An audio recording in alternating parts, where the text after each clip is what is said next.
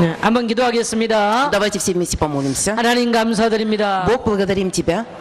시간마다 말씀 들을 수 있도록 은혜 주신 것 감사드립니다. Благодарим Тебя, что даешь нам ценное время на слышание Божьего Слова.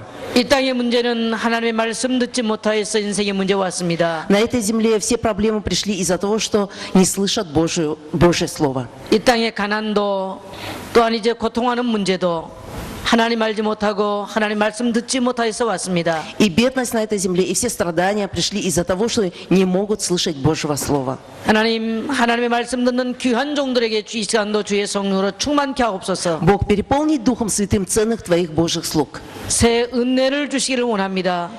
Господь, мы желаем, чтобы Ты даровал нам новую благодать. 하나님의 말씀 듣고 저들의 영육이 치유함을 받게 하여 주옵소서. В слышании Божьего Слова дай нам исцеление духа и плоти. 저들의 가정도 살아나게 하여 주옵소서. Оживи наши семьи. 저들의 섬기는 교회가 큰 힘을 얻게 하여 주옵소서. Благослови, чтобы получили большую силу все наши церкви, которые мы 이 служим. 민족과 시대가 살아나게 하여 주옵소서. Оживи весь народ, оживи этот мир. 전도할 제자들이 세워지게 하여 주옵소서. И поставь благовествующих учеников. 이 시간도 하나님이 새 은혜 주시기를 원합니다. Мы желаем в этот час получить новую 우리 благодать. 구주 예수 그리스도 이름으로 기도드리옵나이다. Именем Иисуса Христа молимся. 아멘. Аминь.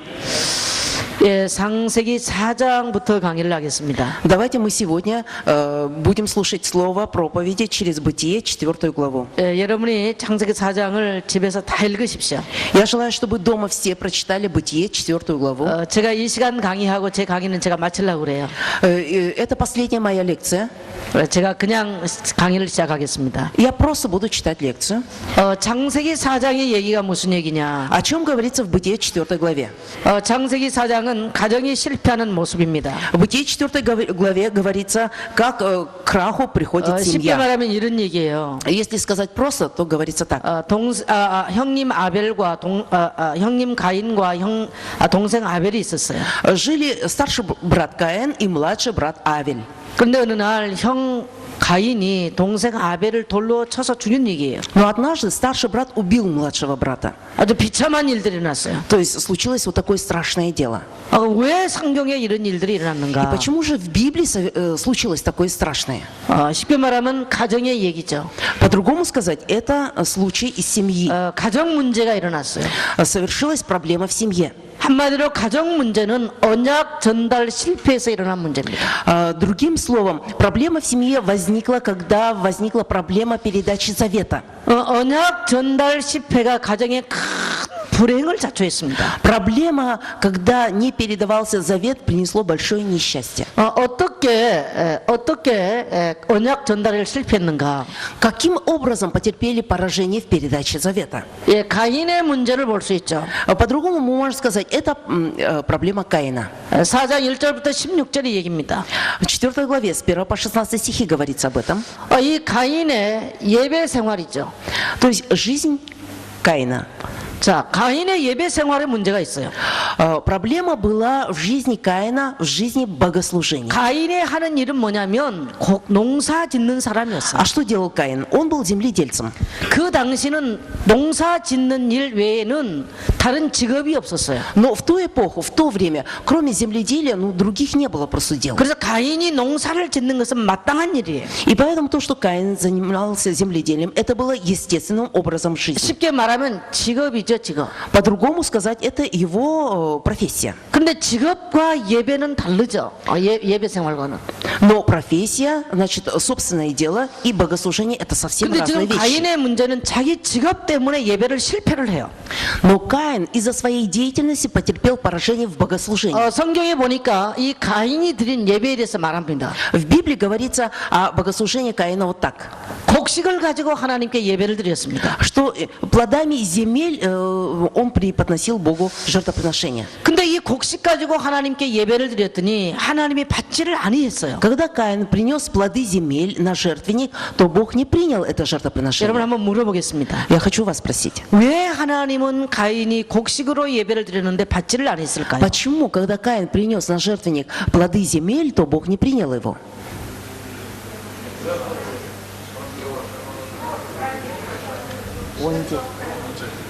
원죄. 네. 맞네.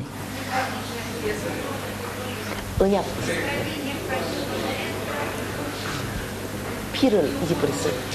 피 없으면 하나님은 창세기 3장 사건 이후에는 피제사가 아니면 받지를 않습니다. После случившегося Бытия 3 главы Бог не принимал жертвоприношения без 이 крови. 그리스도께서 오셔서 십자가에서 피 흘리기까지는 구약에서는 피의 제사가 필요했어요.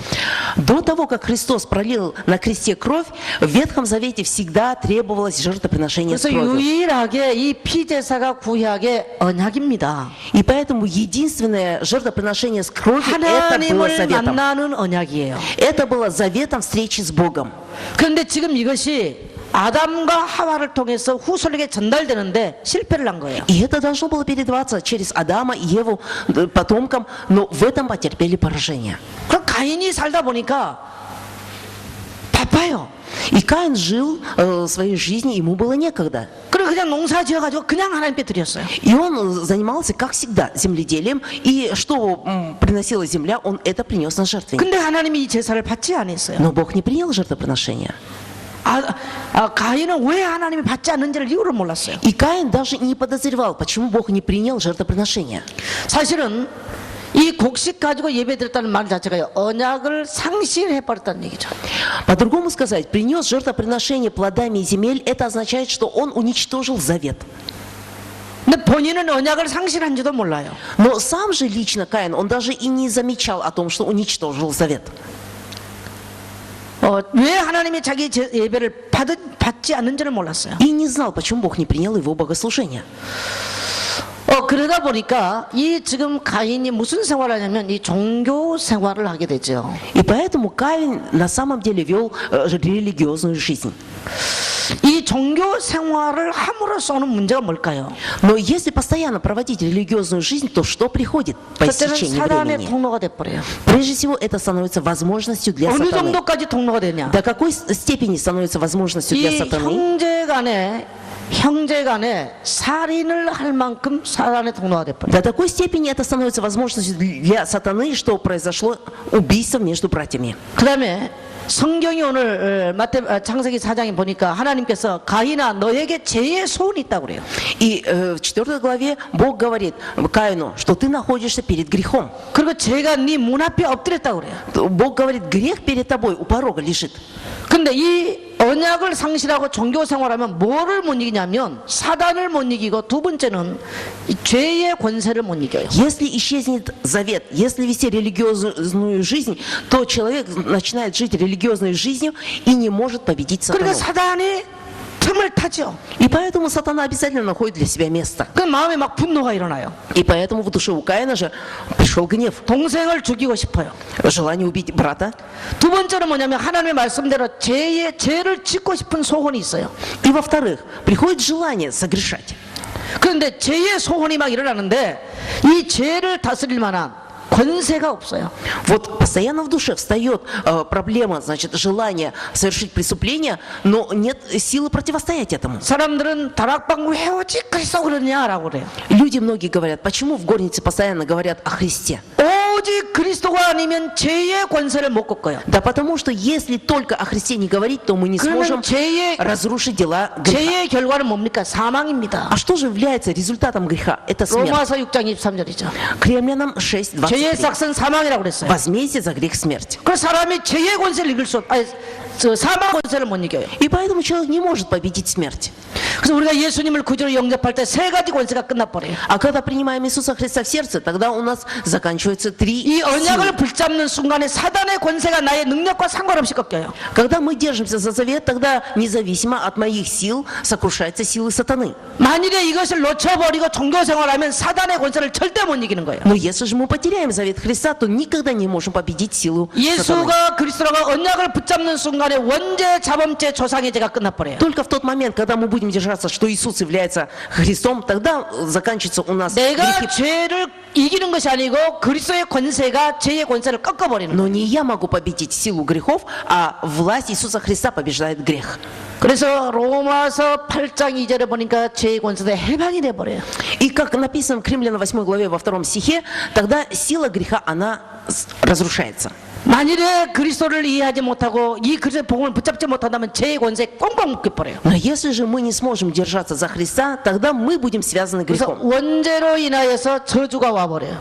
И через первородный грех приходит человеку проклятие. 조상의 죄를 통해서 재앙이 가문에 들어닥쳐요. Через грехи идолопоклонства предков мы оказываемся в бедствии. 자범죄를 통해서 무거운 고통이 와요. И через совершение собственных грехов приходит тяжесть во всей 언약을 жизни. 놓치면 그렇게 되는 거예요. Если мы потеряем завет, то в нашей жизни приходит такое. 종교 생활을 하면 그렇게 되는 거예요. Если мы будем вести религиозную жизнь, то приходит такой результат. 그런데 예수가 그리스도라는 언약을 붙잡는 순간에 죄의 권세가 다 해결돼 버려요. Но в тот момент, когда я буду держаться, что Иисус является Христом, тогда все силы греха разрушаются. 예수가 그리스도라는 사실을 아는 날 사망 권세가 깨트려져요. В тот момент, когда я только узнаю, что Иисус является Христом, тогда власть смерти разрушается. 모든 죽음의 권세, 재앙의 권세가 넘어가 버려요. И тогда все силы бедствия тоже проходят мимо меня. 만일에 예수가 그러는 사실을 모르고 언약을 놓친다면 늘 사망의 그늘이 우리 인생에 덮쳐와요. Но удивительно, если я не знаю о том, что Иисус является Христом, тогда силы смерти постоянно покрывают меня. 그래서 복음서에 보니까 예수님 오셨을 때에 저 갈릴리 해변이 이방 땅이 사망의 그늘에 앉아 있었다 그랬어요. И поэтому сказано, до прихода Иисуса Христа в 4 Евангелиях говорится, что весь народ находился во тьме смерти. 개인이 이 복음을 잡지 못하면 사망의 그늘에 자기가 잡혀버려요. Если же лично человек не может удержаться благой вестью, тогда он будет находиться на поле смерти. 남을 죽인 사람은 이미 자신이 죽음을 당한 사람이에요. Человек, который убивает другого человека, на самом деле, это человек, который убивает самого себя. 남을 살인한 사람은 이미 자신이 영적 사망을 당한 사람이에요. Человек, который убивает другого человека, прежде всего, он сам страдает от духовной проблемы. 오늘 이것이 가인의 문제예요. Вот это является, сегодня мы говорим о проблеме Каина. 그래서 이 종교 생활을 함으로써 오는 또 하나의 문제가 이 결과가 인생에는 정신 문제가 찾아와요. И поэтому, как результат религиозной жизни, к человеку приходит эта 그리고 психическая 정신 проблема. 문제는 절대적으로 종교와 관계 있어요. И поэтому психическая проблема, она обязательно связана с религиозной жизнью. 제가 연구를 해본 게 하나 있어요. Есть то, что я исследовала. 기독교 집안 2대 3대를 내려가면 어떤 현상이 오는가? Что же приходит в результате третьего поколения религиозной жизни у христиан? 제가 놀라운 걸 봤어요. Я увидела такой удивительный результат. 율법을 잘했던 집안에는 자녀가 정신병이 와요. В семьях, там, где хорошо вели жизнь с законничеством, тогда дети приходят к психической проблеме. 아주 율법적으로 신앙생활, 복음 없이 율법적으로 잘하면 자녀는 틀림없이 정신 문제가 То 와요. есть, если в семьях живут, но соблюдая все законы, тогда обязательно в третьем поколении приходит психическая проблема у детей. 그러면 신비를 잘했던 사람은 어떻게 되느냐? А что же происходит, если в семье вели жизнь, испытывая мистическое? 복음 없이 신비 생활을 잘하는 이 사람은요, 본인부터 문제가 와서 자녀에게까지 이르러요. Если не наслаждаясь благовестием, когда человек испытывает мистическое, тогда прежде всего проблема приходит самому этому человеку, психическая проблема. 정말 하나님 그리스도 중심으로 예수를 잘 믿으면 후대가 굉장한 복을 받아요. Но если же на самом деле хорошо верить в Иисуса Христа, тогда огромные силы благословения получают потомки. 언약을 놓쳐버리면 후손은 영적인 문제가 찾아오고 경제 문제를 틀림없이 수반돼 있어요. Но если же потерять завет, тогда обязательно приходят проблемы к потомкам, и эти проблемы психические. 제가 연구를 해보니까 그렇더라고요, 이거는.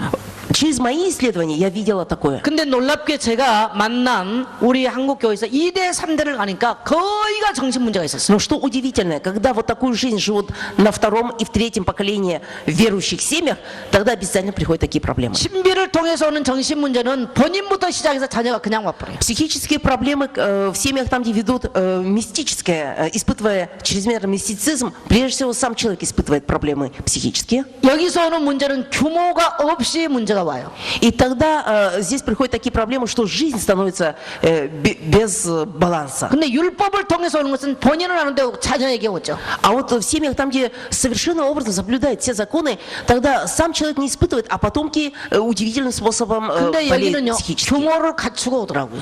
Но вот эти дети, они жизнь имеют жизнь баланса, но имеют психические проблемы. 저희 교회는 2대, 3대 예수 믿다가 망한 집이 많아요.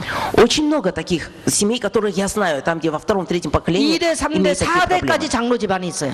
И есть семьи пресвитеров, там, где до третьего, четвертого поколения имеют 근데 психические проблемы. 집집마다 정신병자가 있어요. И в каждом доме имеются члены семьи, которые имеют психические 그럼 проблемы. 무속인 집안은 어떻게 되느냐? А что же становится в семьях, там, где в семьях гадалок? 무속인 집안이나 기독교 집안 2대, 3대랑 똑같아요. Одинаково, что в семьях гадалки, что в жизни верующих религиозной жизнью, у них жизнь 저는 одинаковая. 이것을 보고 충격을 받아버렸어요. Я, глядя на все это, получила просто шок. 저희 교회에 순복음에서 권사님을 하신 분이 오셨어요. В нашу церковь пришла женщина-пресвитер, которая вела верующую жизнь в церкви пятидесятников Сунбугу. 근데 출신은 한국의 제일 보수 장로교회라고 하는 충현교회 모태신앙이에요. Но ее предки, 그냥 충현교회. ее предки были верующими пресвитерианской церкви. 거기서 자라났어요. Ну вот она росла ребенком, 근데 будущей 이제 나이 ребенком 먹어서 пресвитерианской 순복음에서 권사가 церкви. 됐어요. А потом сама стала верить в церковь 15년 Сунбугу. 동안 정신 문제가 왔어요. Она стала там пресвитером и 15 лет сама страдала психической болезнью. 모태신앙이었어요. Она сама верующая с утробы. 올해 65 됐어요. Сейчас уже 65 лет ей. 15년을 정신 문제를 В течение 정신병을 앓고 15 있었어요. лет сама страдает психическими проблемами. 딸이 우리 교회에 전도사를 했어요. И ее дочка, она проповедница в нашей церкви. 또 사이가 우리 교회 부목사를 했어요. И зять у нас тоже заместитель пастора. 제가 20년 전부터 그분을 아는 분이에요. То есть я 20 лет уже знаю эту семью. 아주 뛰어난 규모를 갖고 있어요. Но эта семья, она вообще ведет такой балансированный 제가 образ жизни. 부교육자를 할 때 그 교회 집사님이셨어요. Когда я была еще заместителем пастора, 율법이 탁월했어요. я была в церкви там, где они служили. 정신 문제가 와가지고 한국의 제일 유명한 서울중앙병원에 입원을 했어요. Но они вели до такой степени благочестивую жизнь в законе, но сама же эта верующая, она болела, даже находила 딸이 우리 психиатрические 교회를 больницы. 온 이후에 우리 교회로 왔어요. Вначале дочка, она пришла в нашу церковь, 10년을 а 넘게 потом, 정신과 약을 먹고 나니까 사람은 아무 의식이 없었어요. потом уже сама пресвитер, она, болея психической болезнью, пришла в нашу церковь.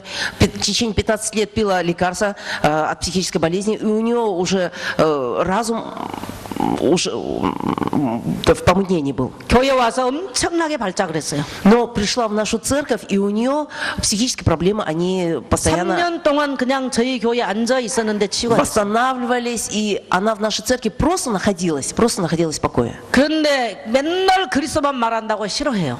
И она недовольна была тем, что у нас в церкви говорит постоянно о Христе. 그렇게 싫어한데도 정신병은 났어요. Но она слушала постоянно о Христе, сама недовольствовалась, но все равно получала исцеление. 다락방 하는 사람은 맨날 그 말만 한다고 싫어해요. И она недовольствовалась, то, что в горнице постоянно говорят одно и то же. 그래도 났어요. Все равно получала исцеление. 다락방 하는 사람은 맨날 전도 선교만 말한다고 불평해요. И постоянно она роптала, что в горнице говорят одно и то 그래도 же. 났어요. И все равно она получала исцеление.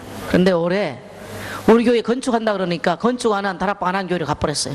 Но в этом году мы начали строительство нашей церкви, и она ушла в церковь, там, 한 где 6년 우리 не 교회에서 строят. 있었어요. В течение 6 лет она была в нашей церкви. 과천 교회를 갔는데 제가 볼 때 계속 거기서 신앙생활하면 또 문제 오지 싶지 않겠나 И 싶어요. она ушла рядом в церковь, в нашем же районе. Но я думаю, вот если она там будет вести верующую жизнь, опять у нее состояние ухудшится. 나는 참 놀라운 걸 경험했어요. Но я испытала такую удивительную реальность. 예수 60년 믿고 정신병이 든 것도 기적이요. И то, что она 60 лет верила в Иисуса Христа и находится постоянно в психиатрической больнице, 다락방을 это же 그렇게 тоже 싫어하면서 чудо. 자기 정신병 때문에 우리 교회 3년 앉아있는데 안 것도 기적이라. И то, что она в течение 3 лет постоянно сидела просто в церкви горнице и роптала, что говорят одно и то же, и получала исцеление, это тоже чудо. 맨날 전도 말한다고 맨날 불평한 것도 기적이요. И то, что она ежедневно роптала и недовольствовалась, что говорят только о проповедовании, это тоже чудо. 내가 보니까 복음 아닌 종교 생활 한 사람은 체질 안 바뀝니다. И, на мой взгляд, люди, которые не ведут жизнь по благодетельству, 정신병원에 묶여가지고 가도 никогда 안 не 바뀌어요. изменятся. Никогда они не изменятся. 또 나왔고 다른 교회 간 것도 기적이요. Но еще чудо то, что она получила исцеление и ушла все-таки в другую церковь. Тоже чудо. 그래서 저는 간가 아예 물어보지도 않았어요. Но я уже ни с каким вопросом не пристаю к ней. 참 그냥 안 됐다 싶어요. Но мне просто жаль ее. 부모가 여러분요 열심히 율법 가르치고 신비를 가르치는데 언약 전달 안 하면 이렇게 망하는 거예요. Если родители, они постоянно учат закону или мистицизму, тогда приходят вот такие результаты. 자, 그러면 두 번째 인물 누구냐면 아벨입니다. Во-вторых, давайте поговорим об 자, Авеле. 아벨은 뭐라냐면 돌에 맞아서 죽임을 당한 사람이죠. Но Авель был побиваем камнями и умер. 이 사람은 죽고 없어졌어요. Но он умер, его не стало. 근데 히브리서 11장 6절에 4절에 이 양반에서 말합니다. А вот евреям в 11 главе 4 стихе говорится о нем так. 아벨이 가인보다 나은 것은 그가 드린 예물이 증가한다라고 말해요. Чем же лучше Авель Каина? Его жертвоприношение и по сей день 그러면 свидетельствует. 네가 드린 예물이 뭡니까? А какие были жертвоприношения у Авеля? 아벨은 보니까 짐승 가지고 그 피를 하나님께 드렸다고 그랬어요. Авель на жертвенник принес агнца с кровью.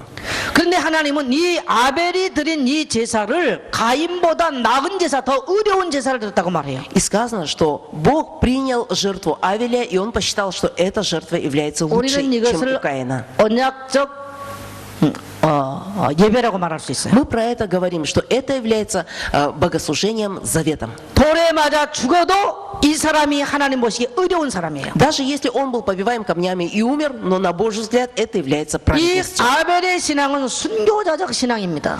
Жизнь Авеля это была жизнь мученической жизнью. 이미 이 아벨이 짐승을 키운 자체가 바로 순교자적 И 삶이에요. то, что Авель, он растил агнцев, ягнят, это уже является 그 시대에는 мученическая жизнь. 농경 시대예요. Но в то время, я как говорила уже, это 농사 지어야 먹고 살아요. была жизнь, когда занимались только 그 земледелием. 시대는 양고기 먹는 시절이 아니에요. То есть это не было временем, когда ели мясо. 양고기는 창세기 6장 이후부터 먹었습니다. И мясо ели уже после Бытия 6 главы. 이때는 식물을 먹는 시절이에요. То есть в то время люди ели только 양을 키웠다는 말 자체는 이미 죽기를 각오하고 하나님께 예배하기 위해서 죽기를 각오했다는 얘기예요. только ели плодов земли, а то, что Авель растил ягнят, это означает, что он принял решение, что я даже могу и умереть. 그래서 양을 키우는 이유는 피의 제사를 드리기 위해서 양 키웠어요. И поэтому для чего же Авель растил ягнят? Для того, чтобы преподносить Богу жертвоприношение. 모든 삶이 언약 중심이었습니다. То есть вся жизнь Авеля была заключена, основываясь на 언약 завете. 때문에 언약을 위하여 직업도 가졌어요. Из-за завета он взял себе такую профессию. 쉽게 말하면 언약 잡기 위해서 생명을 걸었어요. Для того, чтобы держаться за завет, можно сказать, он полагал свою жизнь. 이것이 바로 아벨의 삶이었어요. Это была жизнью Авеля. 하나님은 아벨을 기뻐하셨어요. И Бог радовался Авелю. 하나님은 아벨의 제사를 받으셨어요. И Бог принял жертвоприношение Авеля. 그래서 우리가 붙잡은 언약은 따라합시다. 생명 걸고 붙잡아야 된다. И поэтому мы должны держаться за завет, полагая жизнь. Повторите. Мы должны держаться за завет, полагая жизнь. 이 언약은 대충 잡아서 되는 것이 아니요. Но нам нужно держаться за завет не как-нибудь. 내 직업 때문에 대충 하면 되는 것이 아니에요. Я должен держаться за завет не после моей профессии. 먹고 사는 문제 때문에 해도 좋고 안 해도 좋고가 아니에요. Я должен держаться за завет не для того, чтобы мне как-то иметь пропитание. 비록 먹지 못하고 죽는다 할지라도 언약 붙잡아야 돼요. Может быть, я даже умру, но я должен держаться за завет до такой степени. 아멘. 그다음에 언약을 전달할 때에 И как мы должны еще передавать завет? 이 언약 전달도 생명 걸고 해야 됩니다. Передавать мы завет должны тоже, полагая жизнь. 그래서 이 가정은 언약 전달의 장소입니다. А что такое семья? Семья это является местом, там, где передается завет. 가정에서 언약 전달을 대충 해버리면 자녀는 100% 실패하게 돼 있습니다. Если мы как-нибудь будем передавать завет семье, тогда на 100% дети все умрут. 가정에서 부모가 언약 전달을 확실하게 해버리면 이 자녀는 목숨 걸고 언약을 지켜요. 신앙을 지켜요. Но если же я совершенным образом буду передавать завет семье, тогда дети будут полагать жизнь ради завета. 언약 잡은 자녀가 세상에서 실패한 것처럼 보이나 절대적으로 실패하지 않아요. Кажется на первый взгляд, что дети, которые держатся за завет, в этом мире имеют поражение, но никогда они не будут иметь поражения. 언약 잡은 자녀가 인생의 위기를 만나고 어려움 만날 수 있습니다. Дети, которые держатся за завет, в этой жизни могут встретиться с кризисной 그러나 언약 잡은 ситуацией, 자는 절대적으로 실패하지 않습니다. но никогда не придут к поражению. 아벨의 제사를 하나님은 받으셨어요. Бог принял жертвоприношение Авеля. 그리고 아벨이 의로운 자라고 하나님이 И 말씀하셨어요. Бог признал, и Он сказал, что Авель праведен. 한번 따라합시다. Повторите. 언약 잡은 자는 Держащийся за завет, 앞으로 넘어지면 복 한 짐 안고 일어나고, если упадет вперед, то ухватится за благословение. 뒤로 넘어지면 복 한 짐 지고 일어나고, А если упадет назад, то прилепится благословение. 옆으로 자빠지면 귀때기에 복 붙이고 일어난다. А если упадет на бок, то в ухо войдет благословение. 알아들었어요? 네. 할렐루야. 절대적으로 언약 잡은 자는 돌에 맞아 죽은 것처럼 보이지만 끝나지 않아요. И поэтому тот, который держится совершенно за завет, кажется, что он побиваем камнями, но ни за что не умрет. 하나님께서 이 아벨 대신 셋을 주십니다. И вместо Авеля Бог дал Сифа. 그게 창세기 4장 26절이죠. В 4 главе 26 стихе. 예. 자, 26절에 보니까 하나님께서 다시 이 땅에 하나님의 형상을 셋을 통해서 회복시키시죠. Бытие в 4 главе 26 стихе Бог заново возрождает завет через Сифа. 그런데 하나님이 아벨 대신 셋을 주셨어요. Вместо Авеля дал Сифа. 이 셋을 통해서 다시 이 땅에 하나님의 이름을 부르기 시작했습니다. И через Сифа на этой земле снова стали призывать имя Господа. 생명 걸고 순교하는 자가 있으면 하나님은 그 뒤를 위해서 그 영광스러운 하나님의 이름을 부를 자를 또 이렇게 세우십니다. Если на земле имеется тот, который будет полагать жизнь ради завета, то Бог обязательно поставит человека, который будет продолжителем. 그 가문이 끝나지 아니하고 하나님을 이렇게 하나님의 이름을 부를 자들을 그 가문에 이렇게 세우시거든요. И этот род, он будет нескончаем, но и через этого человека Бог сделал так, чтобы призывали имя Господа. 여러분의 가문을 통해서 오늘 아벨 같은 셋 같은 후손들이 일어나게 되시길 축복합니다. Я желаю, чтобы через ваш род стали такие, как Авель и как Сиф.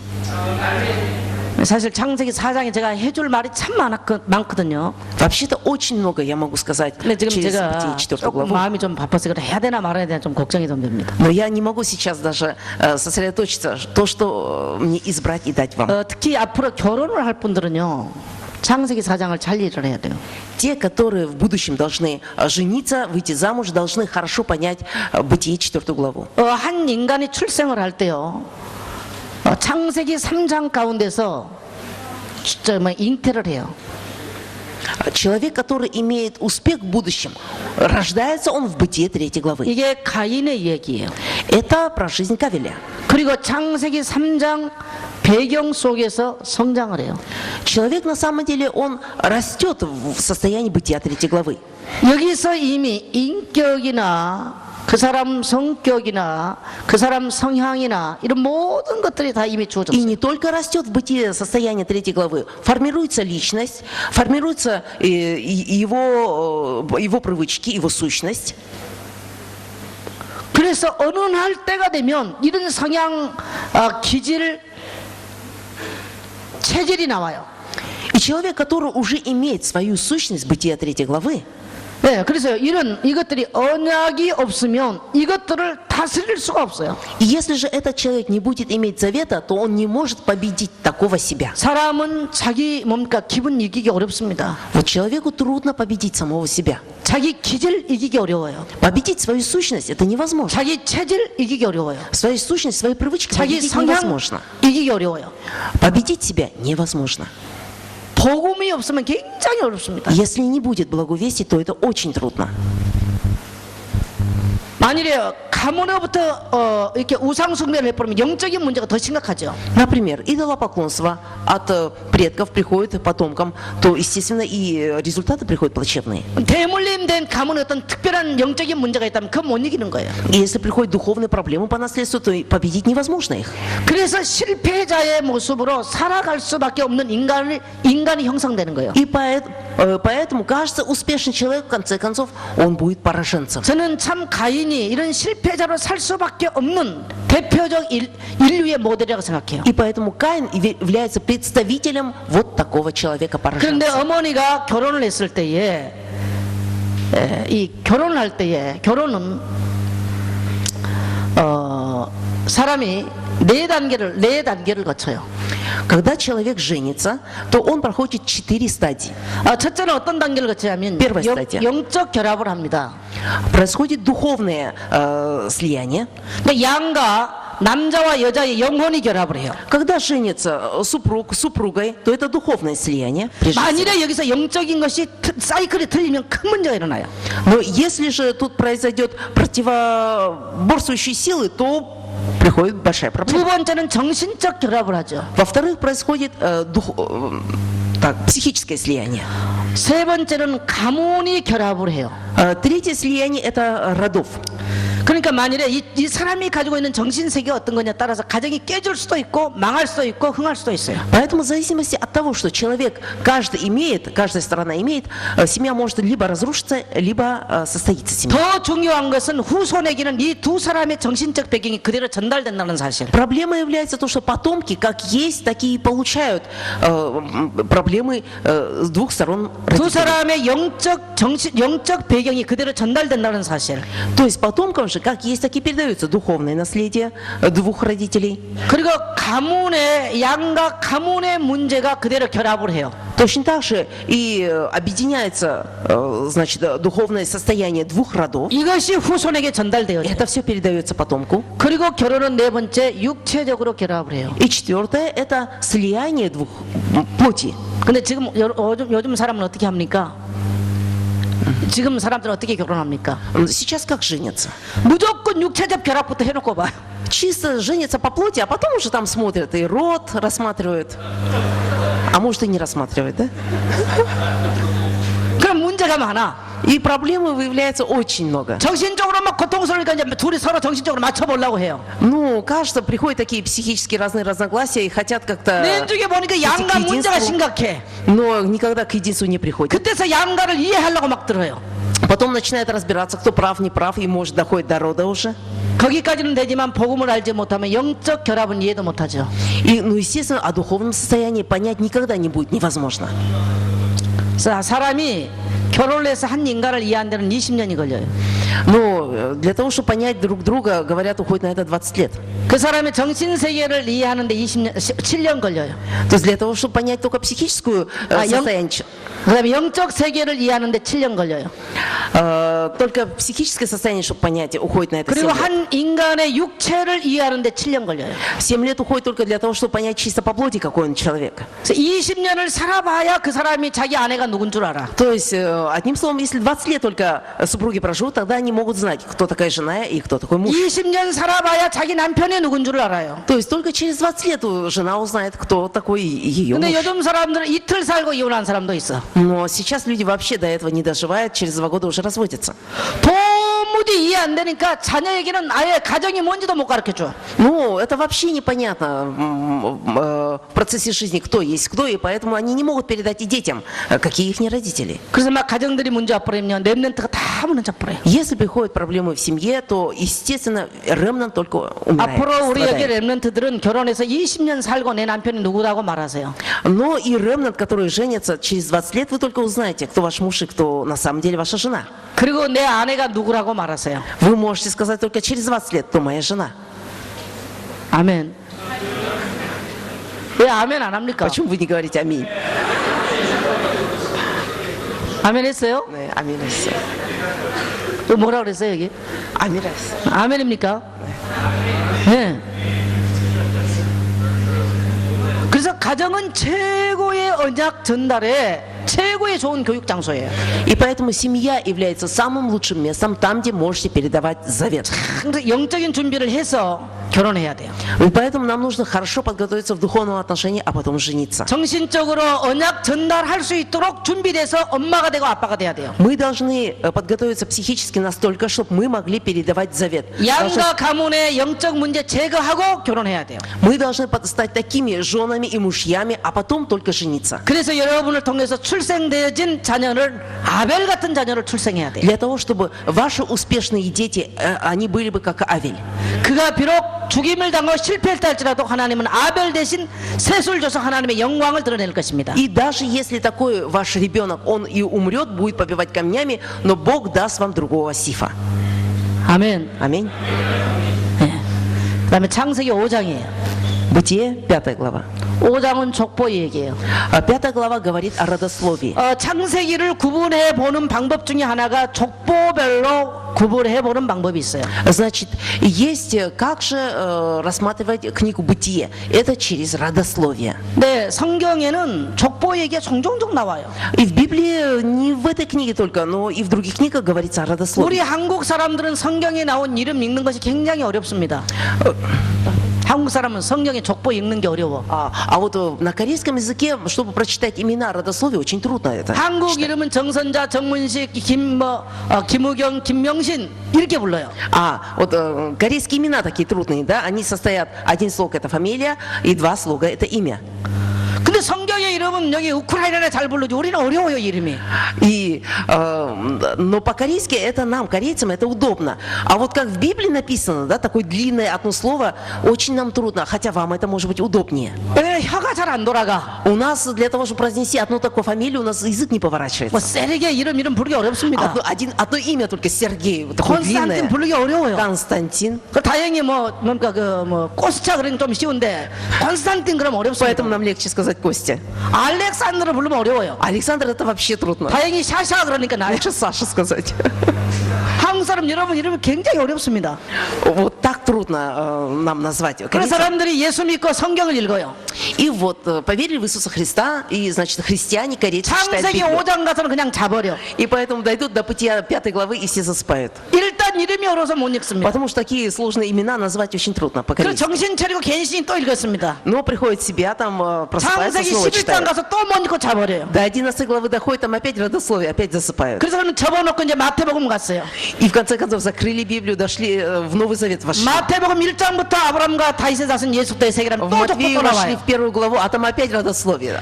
16절까지 나와버려요. Дошли до 16 главы. 그래 마태복음 1장 16절까지 못 가고 잠자버려요. И поэтому не могут дочитать от Матвея 그래서 우리 до 한국 16 사람들이 главы. 성경 다 읽기가 어렵습니다. И поэтому корейцам читать Библию трудно из-за родословий. 여러분 성경 잘 읽죠? А вы хорошо читаете Библию. 여러분 우리 한국 사람보다 성경 더 잘 읽어야 됩니다. Вы должны лучше читать, чем корейцы. 왜 이토록 어려운 얘기를 성경은 써놨느냐? Вот для чего такое трудное и сложное написали в Библии? 과연 족보를 통해서 무엇을 말씀하시려고 То 성경을 есть для чего 써놨느냐? Бог через родословие хочет нам что-то сказать?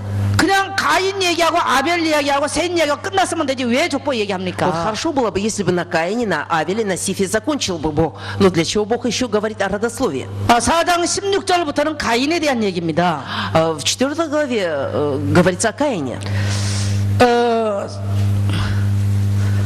4장 16절부터 24절까지는 가인에 대한 얘기죠. С 16 по 20 стихи говорится о Кавеле, о 그리고 Каине. 4장 25절로 26절은 셋에 대한 얘기예요. А с 25 по 26 стихи говорится о Сифе. 왜 성경은 이렇게 구별할까요? Почему Бог разделяет вот таким образом? 이 가인의 족보는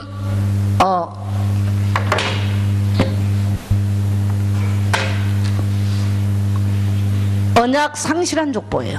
То есть род Каина это род, который уничтожил завет.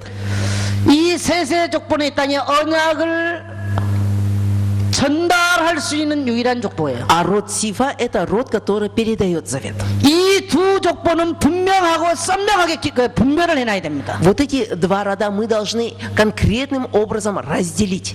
이 두 족보가 만일에 혼합을 한다면 큰 문제가 와버려요. Но если эти 2 рода, они объединятся, то случится 그래서 беда. 우리는 이것을 통해서 사람들은 결혼을 어떻게 할 것인가를 4장을 통해서 가르쳐줘요. И поэтому мы точно различая 2 эти рода, мы должны давать советы, как должны жениться. 명문 족보를 결혼하라는 얘기가 아니에요. Это не говорится, чтобы мы наоборот смешивали браки. 문벌이 좋은 족보하고 결혼하는 얘기가 아닙니다. Это не говорится, чтобы мы находили хороший род и женились на хорошем 세상에는 роде. 두 족보가 도도하게 흐르죠. 세상에는 Этот мир, он воюет между двумя, сражается, воюет 언약 между 있는 двумя родами. 족보와 언약 상실한 족보가 도도하게 흘러가고 있어요. То есть сейчас идет вражда между родом, который уничтожил завет, и между родом, который 이것이 передает 성경의 завет. 이야기예요. Об этом говорится и во всей Библии. 지금도 똑같이 존재해요, 세상. Точно так же этот мир сейчас разделяется таким 그래서 образом. 언약의 족보는 언제든지 언약의 족보와 결혼해야 돼요. А род завета, он всегда должен жениться на роде завета. 언약 가진 자가 언약 없는 족보와 결혼을 하면 여기는 종교가 나와요. Ну, если род, который имеет завет, женится на роде там, где нет завета, тогда семья выйдет религиозная в итоге. 이 언약 없는 족보와 결혼을 한다면 이 언약 없는 자를 반드시 언약 전달해서 언약 족보를 만들어야 돼요. Но если же вдруг род, который имеет завет, женился на род, который не имеет завет, обязательно нужно сделать тот род, который не имел завет, чтобы был в завете. 이것을 생명 걸고 만일에 하지 못한다면 큰 여기서 결국은 재앙이 일어납니다. Но если ради этого дела человек не будет полагать имеющий завет жизнь, тогда приходит бедствие. 그래서 성경은 언제 족보 얘기를 하느냐? И в Библии когда говорится каждый раз об этом слове? 중요한 이 뭡니까 전환점에 쓸 때 항상 성경은 족보를 정리해요. Каждый раз, когда Бог утверждает о том, что хочет передать, Он всегда начинает говорить о 창세기 завете. 6장을 가기 전에 그래서 반드시 족보 정리를 하고 넘어가야 되는 거예요. И поэтому до того, как мы подошли к Бытие 6 главе, мы обязательно должны пройти через 그래서 родословие. 여러분은 족보가 읽을 때 재미없어도 읽고 넘어가셔야 돼요. И поэтому, если к вам на пути в чтении Библии встречается 그리고 родословие, хотя неинтересно, вы обязательно должны пройти это родословие. 가슴 깊이 그 족보에 대한 의미를 새겨야 돼요. И вы должны в глубине вашей души запечатлеть об этом роде, 그럼 которым 이 объясняет 두 Бог. 족보가 흘러왔는데 어떻게 됐다는 얘기냐? И значит, вот в Библии проходили 이게 жизнь 창세기 двух родов. 6장의 얘기입니다.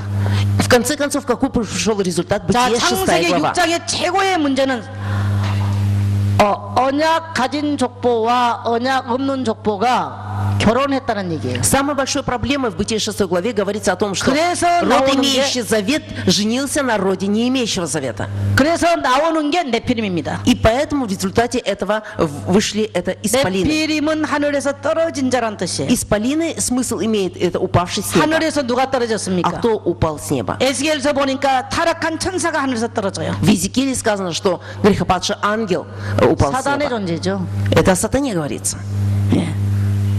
그럼 왜 이렇게 됐습니까? А почему так получилось? 자, 성경은 창세기 6장을 가겠습니다. Давайте мы посмотрим Бытие 6 главу. 언제냐? 창세기 6장이죠. Бытие 6 глава.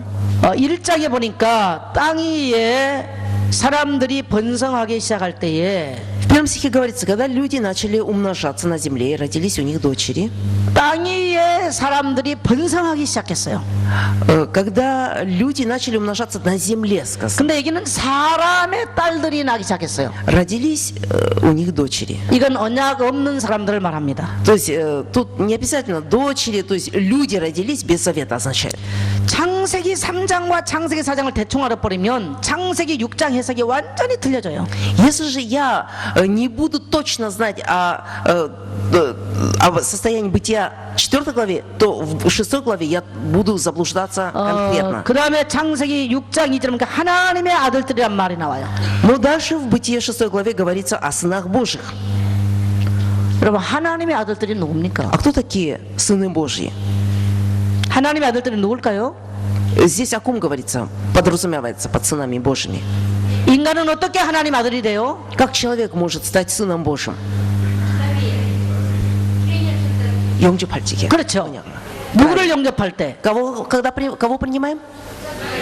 언약을. 그렇죠. 구약에서도 오실 메시아를 바라보고 영접하면 하나님 자녀가 되는 거, 하나님 아들 Точно 되는 так 거예요. же. И в Ветхом Завете, если взирали на Мессию, который грядет, и принимали, точно так же становились 다시 말하면 언약을 сынами 붙잡고 Божьими. 있는 자는 하나님의 자녀였어요. То есть держащийся со завета, это был сыном Божьим. 이건 구약이나 신약이나 지금이나 똑같은 Это 얘기예요. одинаково, что в Ветхом Завете, Новом Завете или ныне сегодняшнее время. 근데 이때에 셋의 후손은 이걸 붙잡고 있었어요. Но вот потомки Сифа держались за завет. 가인의 후손은 놓쳐버렸어요. А потомки Каина, они потеряли завет. 그래서 그냥 사람의 딸들이에요. И поэтому они были просто, как тут сказано, дочерьми земными. 근데 문제는 여기서 일어났어요. Но проблема возникла. 자, 한 남자가 언약을 잡은 일대가 일대가 언약을 잡은 자가 언약 없는 자와 결혼을 했어요. Значит, человек, который имеет завет, женился на человеке, который не имеет завета. 언약 잡은 남자가 언약 없는 여자와 결혼했어요. То есть имеющий завет мужчина женился на не имеющей завета женщине. 그 자녀를 거기서 자녀가 났습니다. И родились дети от них. 이 자녀를 누가 키웁니까? А кто растил этих детей? 누가 키워요? Кто растит детей? 어머니. 어머니가 키우죠. 이 언약 없는 어머니가 이 자녀를 키워요. Жена, которая, мама, не имела завета, растит детей. 언약이 선명하게 전달될까요? 대충 전달될까요? И как же тогда передаться завет? Конкретно передаться завет? Или приблизительно?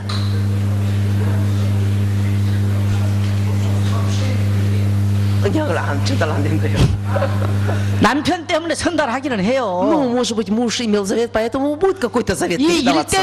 일대는 언약이 확실하다니까 이 사람은 Ну, 지금. потому что в первом поколении муж-то был совершенен 그래 завет. 남편 따라 교회도 가. Из-за мужа все в церковь вместе-то идут. 그런데 남편 따라 가기 때문에 대충 목사님 설교도 들어요. Но только из-за мужа они слушают проповедь. 신학원에 кое-как. 오기는 오는데 제일 뒤에 앉아서 대충 На 들어요. колледж проповедание-то приходит, но еле-еле слушает. 뭐가 은혜도 받긴 받았어. Ну, кажется, и благодать получает. 집에 가서 아들에게 말하려고 그러니까 앞뒤가 안 맞아 이게. Но если домой приходит мама и хочет объяснить сыну, то не 근데 получается. 이 아들이 이대가 이제 이 아들이 성장을 했어요. Но вот этот сын, он уже 이 стал 아들은 взрослым. 동그라미가 아니고 세모가 됐어. Ну, значит, сын, значит, в завете стал не таким круглым совершенным, а треугольным. 그리고 결혼을 하는데 이 동그라미도 아닌 이 세모가 결혼할 때 언약을 잡은 여자를 만날까요? 없는 여자를 И 만날까요? представьте, вот этот, который в завете не совершенно круглый, а такой треугольный, он будет за кого жениться? Имеющую завет женщине? Или они? 2X가 나와 2X. На 2х женится, да? 이건 2X. Совершенно без завета. 그래서 자녀가 나왔어. И опять родится ребенок. 자, 3대를 내려갔는데. Третье поколение рассмотрим. 자, 이 자녀가 지금 어떤 상태예요? Но во втором поколении ребенок, он в каком состоянии находится уже? 완전히 X가 Ну, 돼버렸어. X, совершенно X. 자, 완전 X가 된 이 사람이 여자를 만날 때 언약 잡은 여자를 만날까요? И этот совершенно X, он встретится с девушкой с заветом.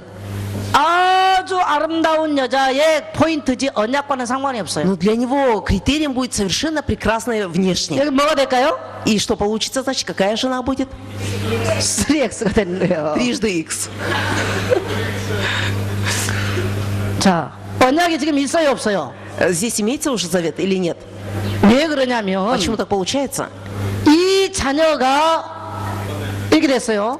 Потому что в первом поколении 이 ребенок он 여자가 стал 2X가 자녀를 смешанным 양육을 해요. и женился еще на девушке, которая совершенно не имеет завета. 전혀 이제 이 집에는 언약이 희미하고 온데감되고 헤매레면 Во втором 해요. поколении уже не видно завета. 아예 이 집 마누라는 교회도 잘 안 가. И во втором поколении жена не будет вообще ходить в церковь. 그럼 남편이 들켜 패니까 어쩌다 한 번씩 따라가는 거예요. Но она иногда ходит в церковь, потому что муж бьет из-за этого. 그 아들 보고 니도 가지 마라 이러면서 그러는 거야. И учит своего ребенка не ходить в церковь. 그러니까 이 아들은 언약이란 말 들어보지도 못했어. И поэтому этот сын вообще не слышал такого 그리고 слова 성장을 завет. 했어요. И вырос таким образом. 장가를 가야 돼. Нужно жениться. 이건 X야. Но он совершенно X. 근데 이제 장가를 가서 섹시를 구해요. Но он должен жениться, он ищет себе 언약은 невесту. 온데간데 들어본 적도 없어. Но он вообще не слышал о завете. 너무 매끈하게 잘 빠진 아가씨가 기준이야. И перед глазами у него только одна внешность. 그래서 3X를 만났어요. И он встретился с 3 иксами. 여기서 나온 게 네피림입니다. И отсюда уже рождается это исполины. 이걸 여기서부터는 이제 종교가 나와서 종교. И здесь зарождается уже 이미 религиозная 여기서부터 жизнь. 종교가 형성돼요. Религиозная жизнь, она 여기서부터. уже зарождается во втором поколении. 이 종교의 결과 무서운 가문에 뭡니까? 이 재앙이 왔는데 그 재앙이 뭐냐? 무속인입니다.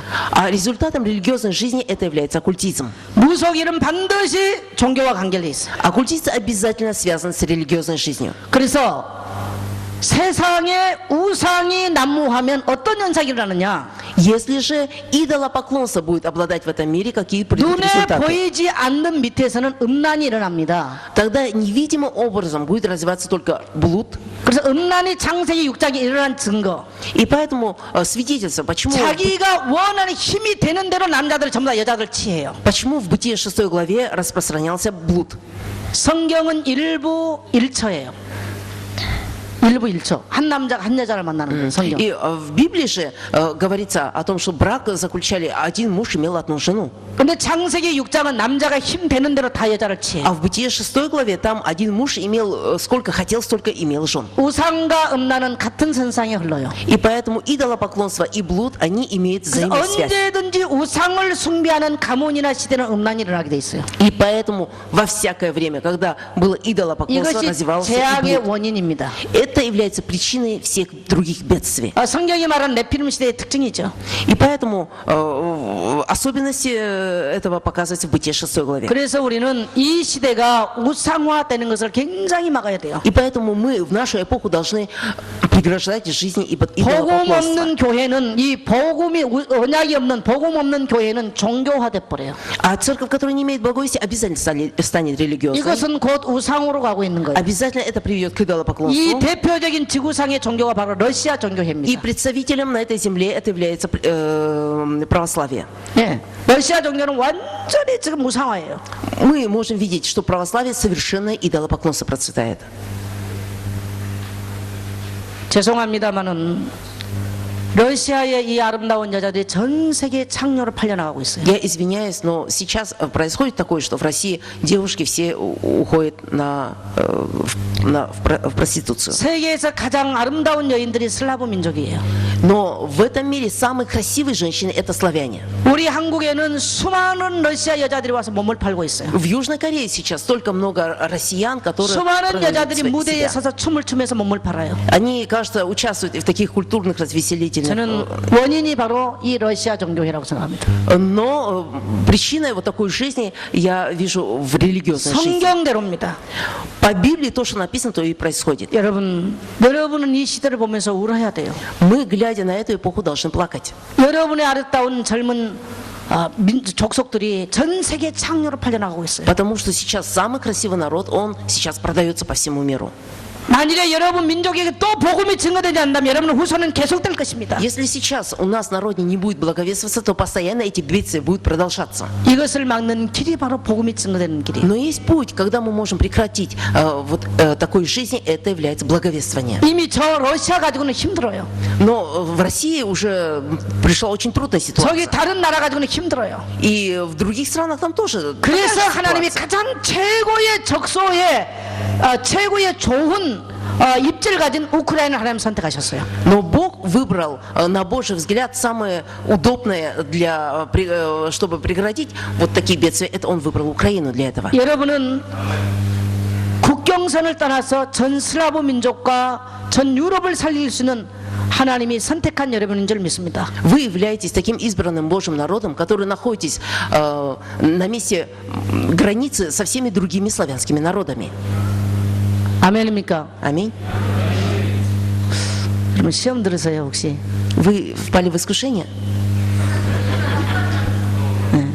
제가 참 여러분에게는 미안한 얘기인데 사실적인 얘기를 한 거예요. Но я говорю то, что сейчас происходит.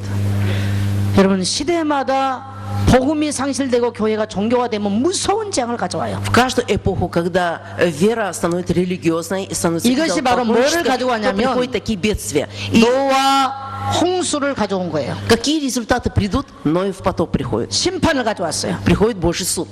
네, 성경에서 말한 세 번째 사건이 됩니다. И это является третьим событием, 그것이 которое 노아 говорится в Библии. 홍수예요. Это Ноев потоп. 노아 홍수는 네피림 때문에 왔어요. Ноев потоп случился из-за исполинов.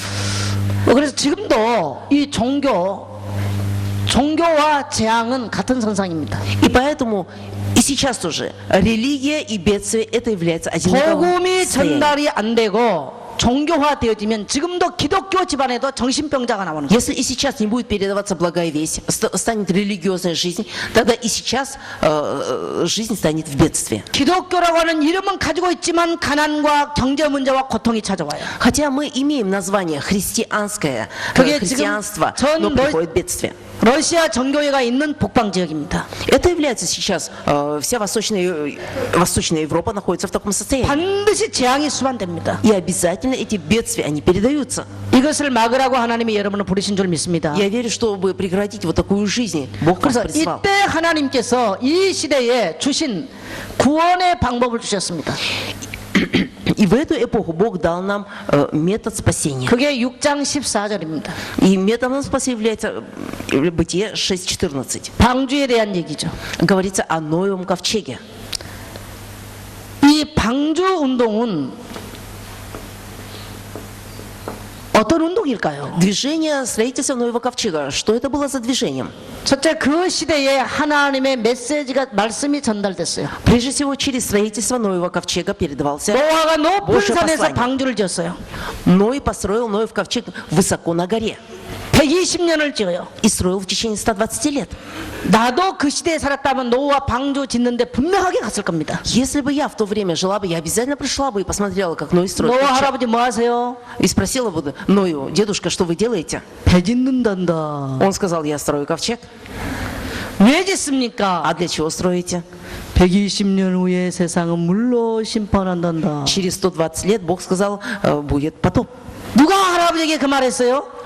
Дедушка, кто это вам такое сказал? 여호와 하나님께서 하셨느니라. Господь Бог сказал об этом.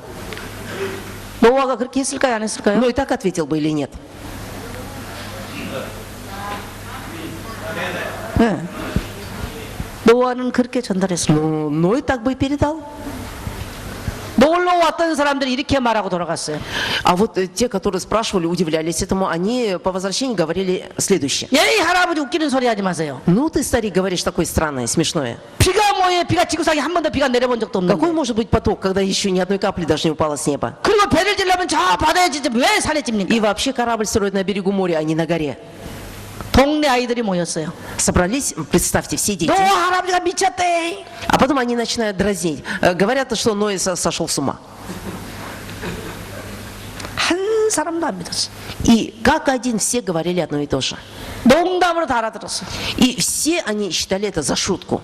노아는 120년 동안 이 120년 동안 묵묵하게 배를 쪘어. А Ной же продолжал в течение 120 лет постоянно строить ковчег. 누가 듣든지 안 듣든지 똑똑딱 똑딱 계속 쪘어요. Он был постоянен. Говорят все одно и то же или не говорят. 저 높은 산에서 배 짓는 노아의 망치 소리는 그 시대의 하나님의 메시지입니다. И стук молотка, когда строил Ной в потоп, слышали все люди на земле. 그 시대의 모든 사람이 노아의 망치 소리 다 들었어요. В ту эпоху все люди слышали, как Ной строит ковчег. 사람들은 오가면서 말했어요. И люди, проходя мимо, говорили. 아이고 저 영감 오래 살더니 미쳐버렸네. Они все говорили: Ной так долго живет и в конце концов сошел с ума. 아이고 저 영감탱이 미쳤네. В конце концов Ной сошел с ума. 아무도 노아의 말에 노아의 망치 소리 귀 기울인 사람이 없었어요. Не было ни одного человека в ту эпоху, который верил бы в Ноя. 내 같으면 에라 나도 모르겠다 망치 집어던다고 안 했을 것 같아. Я бы на месте Ноя тогда бросил бы и сказала бы: я больше не буду строить. 누구를 위해서 내가 배 Ну 짓습니까? для кого я буду строить? 그런데 성경은 너를 위해서 망치질을 하라는 거예요. А в 배들을 지르라는 Библии 거예요. сказано так: ради себя строй ковчег. 너희 자녀를 위해서 망치질을 하라는 거예요. Ради потомков строй ковчег. 그 시대에 이 노아의 방주운동은 메시지 전달이고요. 다시 말하면요, 전도 메시지입니다. По-другому, строительство Ноева ковчега в то время это было посланием, это было передачей. 우리가 예수가 그러다 전달하면 사람들은 웃어요. Мы когда говорим, что Иисус является Христом, многие 우리 люди смеются 우크라이나를 안 맞는다고 말해요. и говорят, что Украина никогда не придет к краху. 제가 우크라이나의 다른 교회에서 예배를 드려봤어요. Я в другой церкви на Украине тоже передавала слово. 3시간을 찬양을 하면서 띠띠다 해보니까. В течение 3 часов там только танцевали. 그 제가 설교한 걸 들어봤어요. Я послушала проповедь, 꿈 о чем 얘기하더라고요. говорят. Там рассказывали о сне, который 성경이 снилось. 뭘 말한 걸 말해주지 않았어요. И ничего не говорили то, что говорится в Библии. 저는 우크라이나 타 교회를 안 가봤기 때문에 몰라요. Но я не скажу о других церквах. Я во многих церквах не была на Украине. 내가 그 사람들에게 메시지를 전해봤어요. Но когда я попробовала вот в этой церкви 우크라이나는 передать 찬양을 слово, 하고 뛰어야 된다고 그랬어요. и тогда мне сказали, сказали, что на Украине должны много танцевать и прославлять. 여러분 정신 차려야 돼요. Но мы должны прийти в себя. 하나님의 메시지는 맞고 안 맞고가 없어요. В Слове Божьем нет такого, то, что правильно или неправильно. 호세아 선지자는 말합니다. Пророк Осия сказал так, 4장 6절에서 в 4 главе 6 내 стихе. 백성이 망하는도다. Мой народ истреблен 하나님을 아는 지식이 없어 망한다 그랬어요. из-за неведения Божьего. 지식이라는 말은 내가 습득을 해야 돼요. То есть ведение, я должен стараться, чтобы это ведение получить. 내가 듣고 배우고 학습해야 되는 거예요. То есть для этого мне нужно повтором слышать это и принимать это. 그리스도의 복음은 듣고 보고 학습해야 돼요. Обязательно поучение о Христе, это мне нужно слышать, мне нужно читать. 그것이 나를 и 살리고 повторяться в 가정을 этом. 살리고 후손을 살리는 И 거예요. это является методом, когда я буду жить, мои потомки и весь мой род оживет. 하기 싫어가지고 체질이 안 맞는다고 안 해버렸는데요. 조용하게 무너져 버리는 거예요. Но если же вот это движение не подходит по моей сущности, тогда тихо я сам приду. 내 러시아 종교 예배 드리는 거 봤어요. Я видела богослужение, как проводят в православной церкви. 우리 한국 절간하고 똑같아요. Ну точно так же проводят, как у нас гадалки в Южной Корее. 우리 한국 절간은 이렇게 해요. Вот и в буддийском храме проводят так. 마하바냐밀다심경. Монах в буддийском храме читает так проповеди. И стучат молоточком. 내가 뭔가 러시아 종교 가볼까요? Но я от 똑같더라고요. 내가 священника православной 보니까요. церкви слышала примерно такие же звуки. 거기가 예수는 그리스도 한마디도 전달 안 Но 돼. я не слышала, хотя приблизительно, что 그 Иисус является 전부 다 Христом. 이 성자들 그림에 와서 입 맞추고 거기 절합디다 전부 다. И как один все подходили к иконам и целовали, и поклонялись. 여러분 성자들의 발에 절을 100번을 해도 구원을 못 받아요. Даже если мы святым будем поклоняться и 100 и 1000 раз, мы не 성자들 получим 앞에 가서 спасения. 이 향을 100번을 피워도 구원을 못 받는 거예요. Если даже мы 100 раз будем одному и тому же святому ставить свечи, мы не получим 복음은 спасения. 체질하고 상관이 없는 거예요. И поэтому благая весть не имеет ничего общего с нашей привычкой и 하나님의 말씀은 сущностью. 기질과 상관이 없어요. Слово Божие, оно не имеет ничего общего с нашими 우리 имеющими. 체질, 기질을 하나님의 말씀에 맞춰야 되는 거예요. Мы должны свою сущность, свои привычки примерять и ставить к Слову Божьему. 여기 있는 여러분 얼마나 복을 받았습니까? Насколько вы, которые здесь находитесь, получили благословение? 근데 또 우크라이나 사람들 잘하는 게 좋아요. Но 있어요. есть то, что еще украинцы любят. 찬양을 여러분이 하면 저는 혼이 쑥 빠져버려요. Когда украинцы восхваляют, я сама просто 어쩌면 그렇게 잘하는지 모르겠어요. удивляюсь. Вы очень хорошо восхваляете. 여러분이 이 메시지를 듣고 알고 이 찬양을 한다. 흑암이 묶여버려요. Если вы знаете послание, если вы знаете Слово Божие и восхваляете, тогда силы тьмы все убегут. 우리 한국 사람은 찬송하면서 이것도 잘 못해. А вот корейцы, они восхваляют, но даже не могут 뻣뻣하게 хлопать в 사려고요. ладоши. 찬송하고. Они ровно стоят и только поют. 근데 여러분 보니까 탁탁탁. 나는 А 그것도 у вас 못하겠어. все получается под такт. 얼마나 잘하는지 모르겠어요. Очень хорошо восхваляете. 여러분 찬양하는 모습만 봐도 은혜 돼요. Глядя только на ваш облик, как вы восхваляете, уже получается благодать. 그래서 제가 볼 때 여러분이 확실하게 세계복음할 민족인 것이 확실해요. И поэтому я точно знаю, что у вас сущность такая ради всемирной евангелизации. 할렐루야. 일단 인물 이쁘지요. 찬양 잘하지요. Однозначно, обликом вы прекрасны, хорошо восхваляете. 우리 한국 사람은 10년을 가르쳐줘도요. 나 살아가면 말 못합니다. Но корейцев, если даже 10 лет этому учить, то они не смогут повторить. 근데 여러분은 보니까 평신도도 섰다 하면 얼마나 잘하는지 모르겠어요. Ну, а вы простые верующие, просто прихожане, а этому даже учить не нужно. 아주 탁월한 민족이요. Просто вы от рождения уже вы научны. 나는 우크라이나 사람들만큼 말 잘하는 사람 처음 봤어요. 말을 잘해. И украинцы хорошо говорят.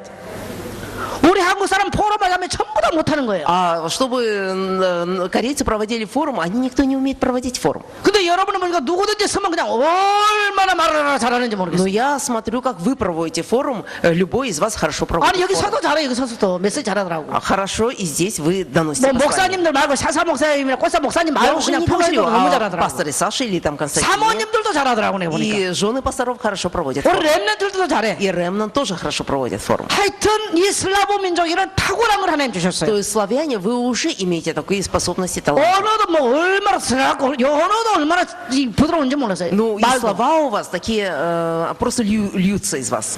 난 여러분이 부러워요. Я завидую этому вам.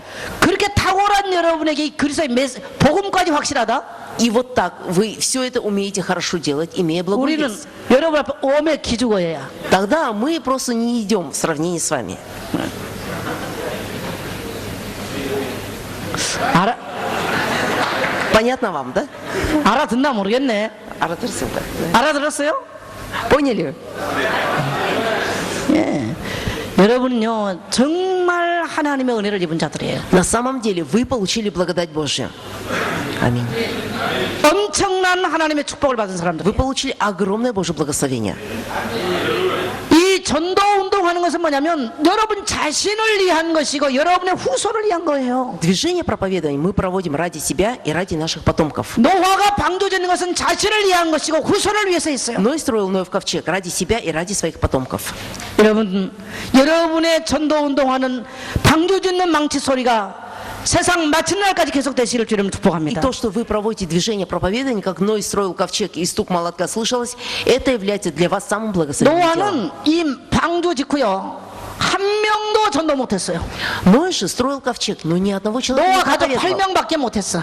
Он проповедовал всего 8 человек. 그래도 하나님이 노아를 복 줬어요. Вместе с Ноем это. Но все равно Бог благословил Ноя. 홍수 끝나고 나니까 전 세계 땅이 다 노아 땅이에요. Когда закончился Ноев потоп, то вся земля, вся планета 뭐 принадлежала 듣게 할 Ною. 것도 없어. Там не с кем было ему делить, 전부 다 노아 식구의 땅이에요. потому что вся земля принадлежала 여러분이 Ною. 전도를 하면 견줄자가 없는 하나님의 축복을 받을 줄 믿습니다. Если вы будете жить жизнью проповедования, тогда я верю, что вы получите благословение, 제가 с которым вам 결론적으로 некому будет делиться. 미국과 영국에 대한 얘기를 하겠습니다. Я сейчас еще как сравнение скажу об Америке и Англии. 누가 미국을 뭐라고 해도요. 미국은 복 받은 나라예요. Вот кто бы там ни сказал что-то еще напротив другое 미국 об 사람들이 Америке, 가는 곳곳마다 예수님이 증거됐어요. Америка благословенная земля.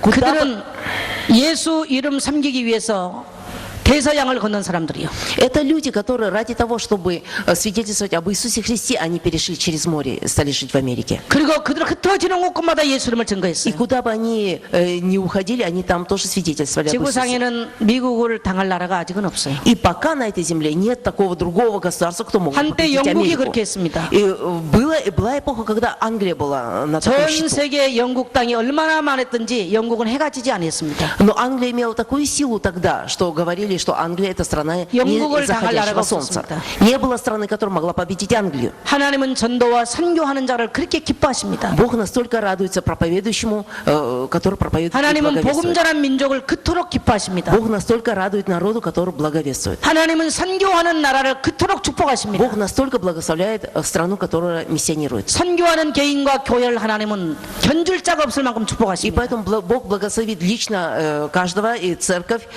если проповедует. 그래서 저는 제 목회할 동안에 100명의 선교사를 파송하기로 작정을 했어요. И поэтому при моей жизни я приняла решение послать миссионерам 100 миссионеров по всему 현재 миру. 저희 교회는 우리 정무식 선교사님과 함께 6명의 선교사를 전 세계에 파송했어요. Но сейчас, в данный момент, в нашей церкви вместе с 그리고 한 10명 миссионером 정도를 지금 6 협력을 하고 있어요. миссионеров поставили, и 10 миссионеров мы планируем еще послать. 앞으로 우크라이나에서 저 동유럽 복음을 하도록 저는 여러분의 교회를 도울 것입니다. И я буду помогать еще вашей церкви, чтобы вы в будущем ради евангелизации Восточной 여러분의 Европы 교회가 여러분의 могли 교회가 иметь силы. 소비에트 연방과 동유럽 복음을 한다면 저는 여러분의 교회를 도울 것입니다. Если вы будете евангелизировать Россию и Восточную Европу, то в полной мере я буду помогать вашей церкви. 여러분 그런 많은 제자가 이 신학원을 통해서 일어나게 되시길 축복합니다. Я благословляю и желаю, чтобы встали множество таких учеников. 아멘. Аминь. 하나님 감사드립니다. Благодарим Тебя. 여기 있는 귀한 종들이 외로운 노화가 방주 지었던 것처럼 외로운 전도자의 발걸음이 되게 하여 주옵소서.